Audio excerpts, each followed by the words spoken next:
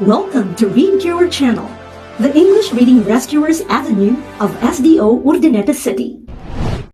Hello, dear pupils! It's me again, Teacher Betty, your reading rescuer buddy for today. In the last episode, we learned how to blend and read words that have s and a sounds. Today, we are going to learn another set of sounds and read new words. So, are you ready? Let's start! Letter T is the 20th letter of the English alphabet. The sound of letter T is T. T.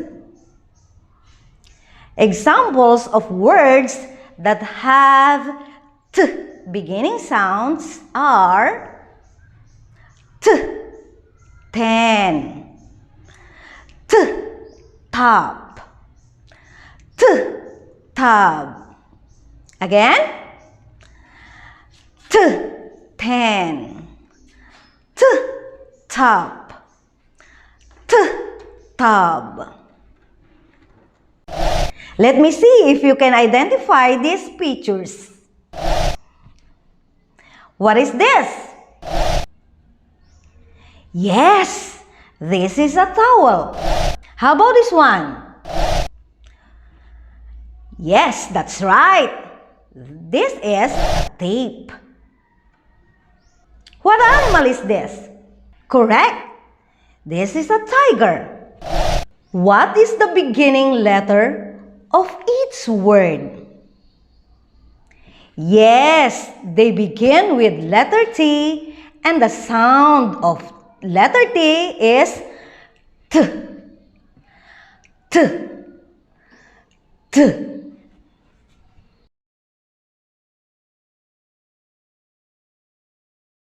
Let me see if you can still remember the sound of each letter.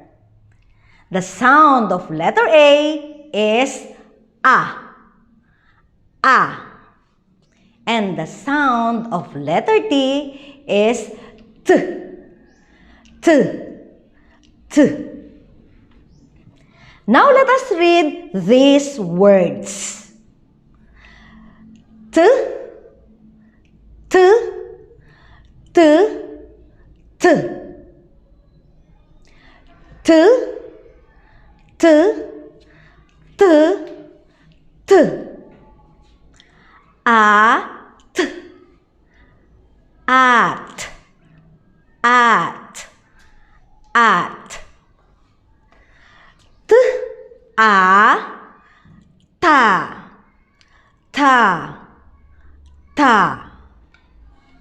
We're done with the sound of letter T. And the sound is T. T. Now, let's learn the sound of letter P. Letter P is the 16th letter of the English alphabet. The sound of letter P is P. P. P. Here are some words that have P beginning sound. P. Pen. P. Pig. P. Pan. Again. P. Pen. P. Pig. P. Pan. Let us read more words that have P beginning sound. P. Pan. P. Pet. P. Pin. P. Pig. P. Pot. Once more. P. Pan. P. Pet. P. Pin. P. Pig. P. Pot. Now, let us read this.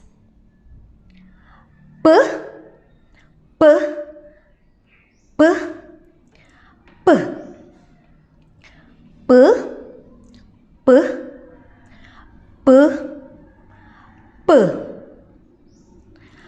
P, A, pa, pa, pa, pa.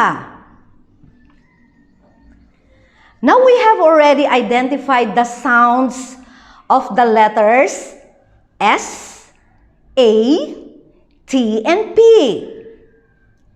The sound of letter S is S.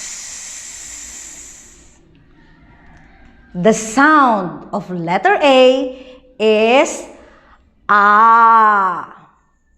A. The sound of letter T is T. T. T.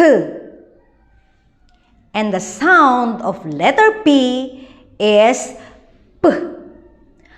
P. P. Now we blend the letters together to learn to read the words. Listen carefully and practice with me. S, A, sa, sa. S, A, t, sat, sat. T, A, ta, ta. T, A, p, tap, tap. P, A, pa, pa. P, A, t, pat, pat. I hope you have learned a lot from this episode. Always remember that it takes time and practice to be a good reader. Thank you for listening and staying with me. Again, I am Teacher Betty, your reading rescuer for the day. See you in the next episode.